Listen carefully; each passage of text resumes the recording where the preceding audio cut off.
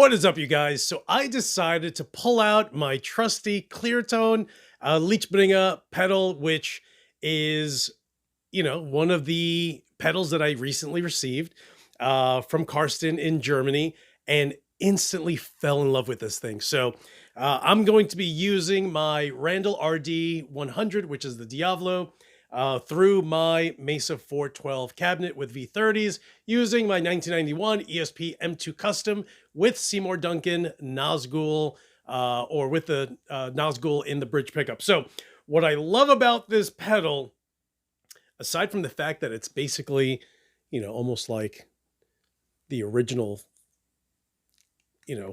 casing, there's no paint on it.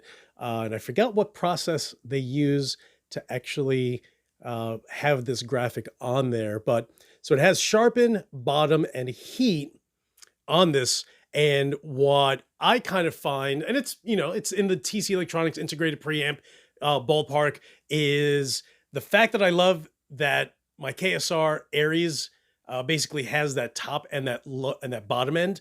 So this basically has exactly the same thing. So the good thing is, depending on how your amp is, if it has a lot of low end, like the Randall Diavlo does, you can go ahead and crank the sharpen a little bit, add some heat, tone back on the bottom end.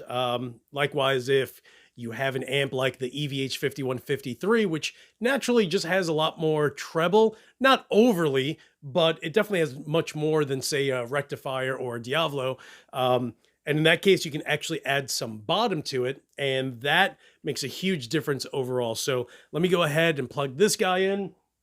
And as usual, I'll start with this pedal off, and then we'll turn it on and you guys can hear what that sounds like. So I'll just do it live. So give me 1 second.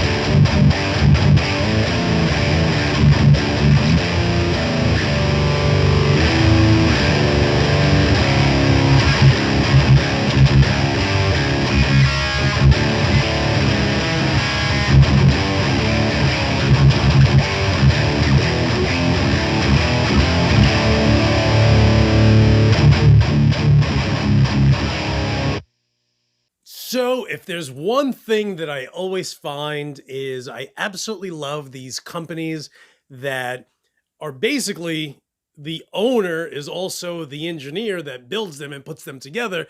And Karsten is that guy over at Klirrton. So if you've never heard of the Lichtbringer, you are absolutely crazy because at the very least, you've probably heard of the Grindstein, and that thing is a monster if there ever was one. So, maybe one day I'll end up getting that pedal, and dude, that pedal is just so diverse, and it's great if you're into Swedish metal, if you're into that HM2 tone, but also you can, dude, that thing just rips through all other genres of metal. So if you ever get the chance to at least try a Grindstein, then definitely grab one, play around with it. You're going to be like, dude, are you kidding me right now? So it's definitely one of those eye-opening experiences that you realize, like, okay, aside from the fact that this thing has like 10 knobs literally in a round circle with a sick graphic that's on it, once you start dialing it in, you start realizing like its potential, and it's just such a great pedal. So I ended up using the Grindstein first, and then my buddy Jordan out in Canada was like, bro, you need to try the Lichtbringer, and Karsten was absolutely right that I would instantly love this pedal, and I completely did. Literally from the word go, I dialed it in. I was like, you got to be kidding me that this pedal is that good. So if you ever get the chance to either try the Grindstein, try it, definitely buy the Lichtbringer. This pedal is, you get this pedal, it'll forever stay on your pedal board, and you can thank me later. Send me an email. Just be like, yo, what's up, boss? Love the Lichtbringer. So guys, thank you so much for watching. I'll put a link below to Karsten's website over at Klirrton Manufacturing in Germany, and order one of his pedals. They're sick. And if you ever have an issue, you know who you call? The owner who built it. All right, guys. Hey, thank you so much for watching. You guys are the best. And as usual, I will talk to you soon.